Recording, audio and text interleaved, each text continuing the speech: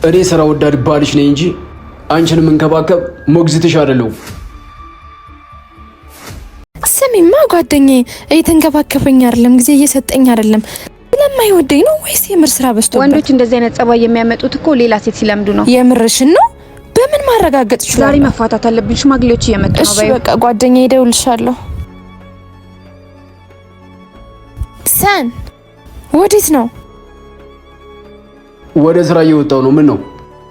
ሽማግሌዎቹ እየመጡ ነው። ትንሽ መቆየት ትችላለህ? የምን ሽማግሌ ነው የሚመጣው?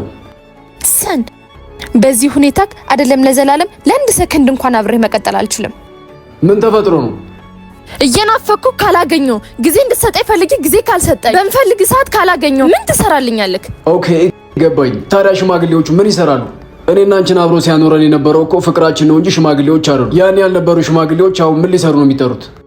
ድጋሚ ወደ ህይወቴ እንድትመለስ ስለማልፈልግ ሽማግሌዎቹ ባያገናኙንም እንኳን በሽማግሌ እንድንላይ የምፈልገው። አታስቢ፣ እኔ ሳይጠሩኛ ቤት የምልሰው አይደለሁም።